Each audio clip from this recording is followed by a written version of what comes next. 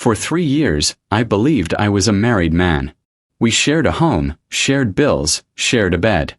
There was nothing unusual, except one rule she insisted on. I was never allowed to answer the front door. I was never allowed to collect the post. And whenever her phone rang late at night, she would leave the room. I ignored all of it, until a knock came one evening while she wasn't home. What I discovered that night made me realize something far worse than cheating. Welcome. This is Voice of Deborah. Please, if you've ever felt something was wrong but convinced yourself you were imagining it, stay with me. And if this story touches you, subscribe and share it with someone who needs to hear it. I met Caroline in 2009. I was 47 then. Divorced 4 years. My daughter was grown and living in Manchester. I'd been alone long enough to stop minding it. She came into the hardware shop where I worked part-time on Saturdays. Needed help choosing wood stain for a table. We got talking. She had a warm laugh. Direct eye contact. Told me she was a school administrator, recently separated, no children. She'd moved to our town 6 months before to start fresh. We went for coffee the following week. Then dinner. Then more dinners. By the end of that year, she'd suggested I move in with her. She had a little terraced house on Vernon Road. 2 bedrooms, neat garden, quiet street. She said it made sense. She had the space, I was still renting a bedsit, and we were spending every night together anyway. I said yes. It felt right. Comfortable. We weren't young anymore. We knew what we wanted. We had a small ceremony at the registry office in May 2010. Her friend from work was the witness. My daughter came down for it. Afterward, we had lunch at a pub. Caroline said she didn't want a fuss. She said her own family was distant. Her mother had passed, her father was unwell and living in a care home in Wales. No siblings. I didn't push. Some people don't have big families. I understood that. We settled into married life the way older couples do. Routines. Comfort. She worked weekdays at the primary school. I worked mornings at the shop and did odd jobs. Painting, repairs, bits of carpentry. Evenings, we'd watch television or she'd mark papers while I read. It was quiet. It was fine. But there were rules. Small ones at first. She told me early on that she preferred to handle the post herself. Said she liked to sort it immediately. Hated clutter. Fair enough, I thought.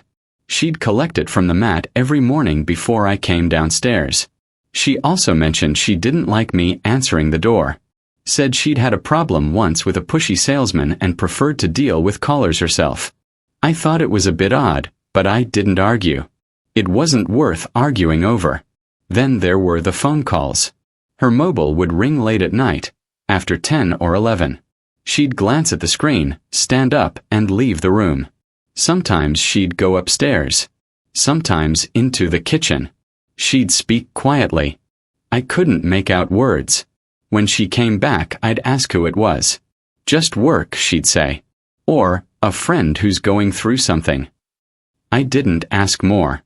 You don't interrogate your wife over phone calls. But I noticed. I noticed she never said the friend's name. I noticed she changed her phone passcode every few months. I noticed that when post came addressed to Mrs. C. Hollis, she'd open it quickly and take it upstairs. I never saw those letters again. But I told myself I was being paranoid. I told myself I was damaged from my first marriage. My ex-wife had cheated, and maybe I was seeing shadows where there were none. Caroline had never given me a real reason to doubt her. So I let it go. 3 years passed like that. We celebrated anniversaries. We went on a holiday to Cornwall. We had Sunday roasts. I fixed the back fence. She planted roses. My daughter visited twice a year and got on well enough with Caroline, though she once mentioned she found her a bit closed off. I didn't think much of it.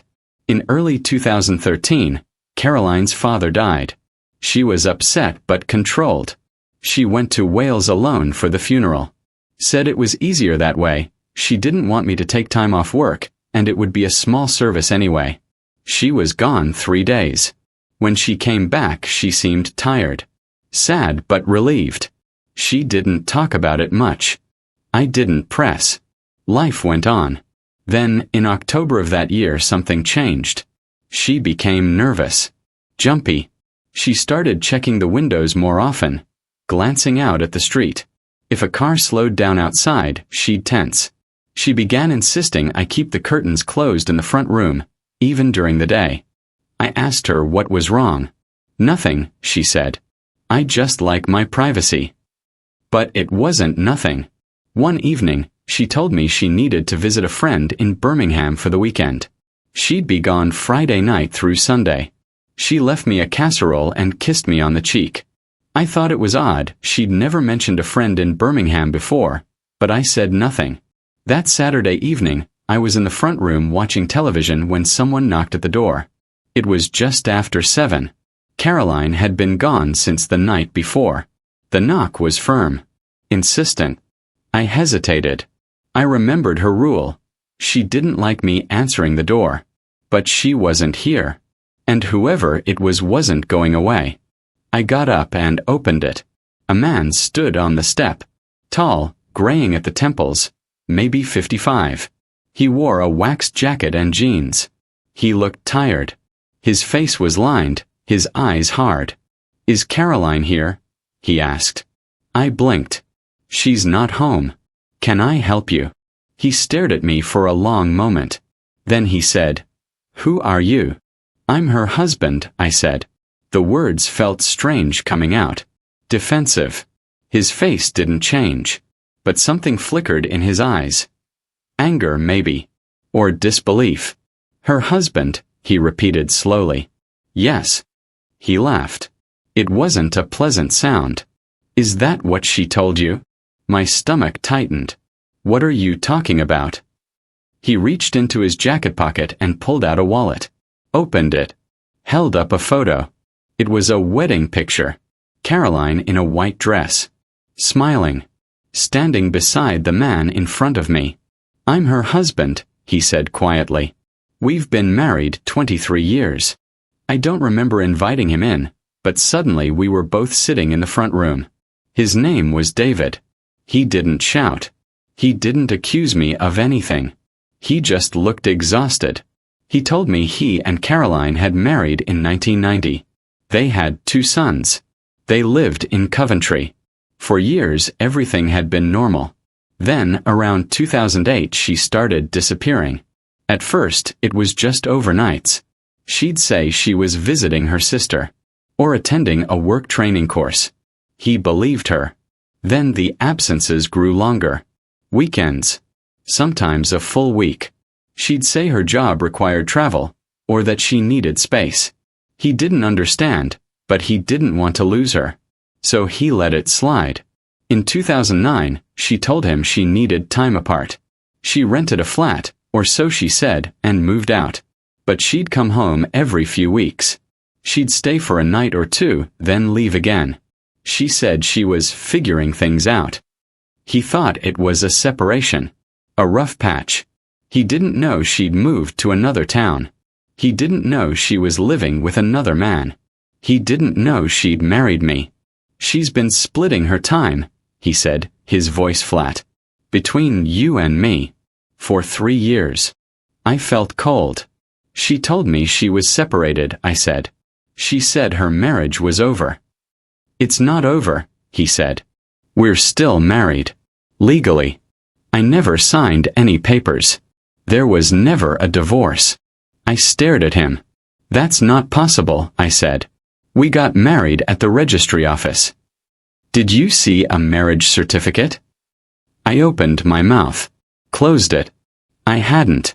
Caroline had told me it would come in the post. Then she'd said there was a delay. Then she'd said it didn't matter. We didn't need the paper to prove we were married. I'd believed her. "She's done this before," David said quietly. "Not the marriage part, but the lying. The double life. I've tried to confront her, but she always has an excuse. She always talks her way around it. And he paused. I didn't want to believe she could be that cruel." He looked at me then properly. "Do you love her?" he asked. I didn't answer. "I did," he said. For a long time.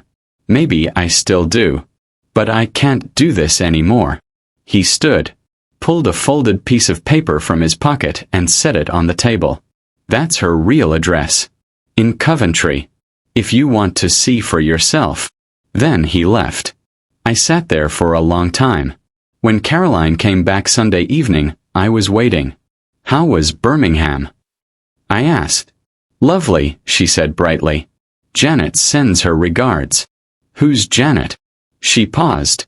My friend. The one in Birmingham. Yes. What's her last name?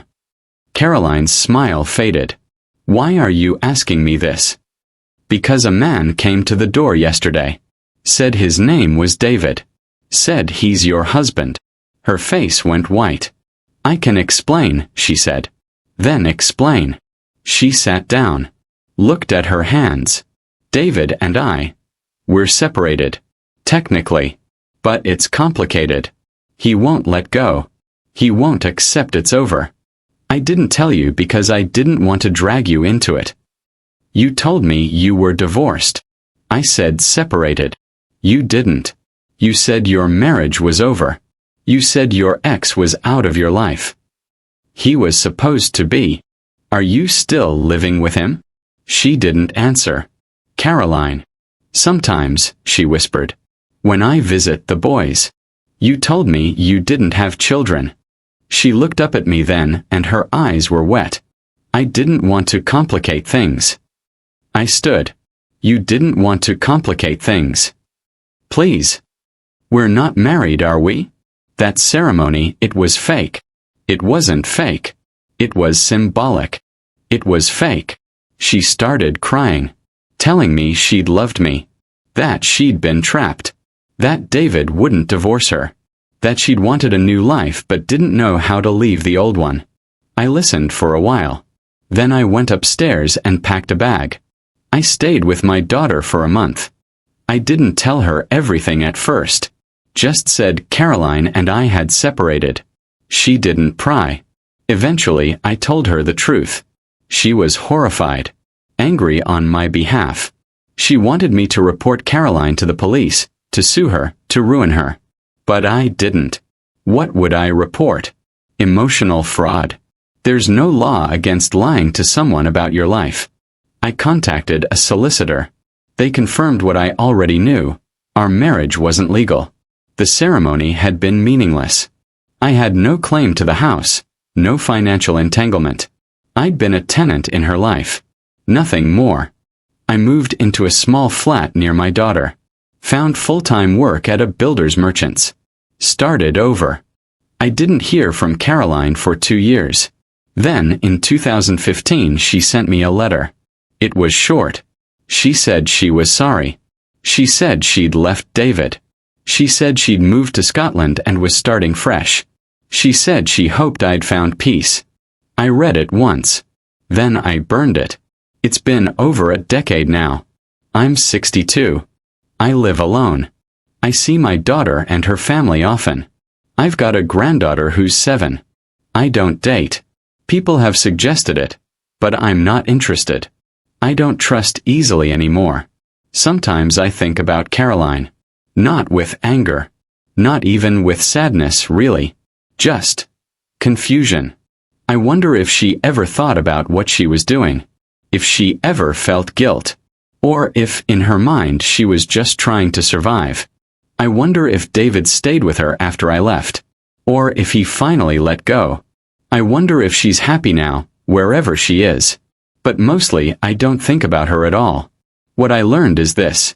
You can share a life with someone and not know them. You can sleep beside someone every night and be a stranger. You can love someone who doesn't exist. I thought I was careful. I thought I was smart enough not to be fooled. But loneliness makes you blind. And some people are very good at pretending. If this story made you feel something, please subscribe to Voice of Deborah. Share it with someone who needs to hear it. Sometimes we need to know we're not alone in what we've survived. Thank you for listening.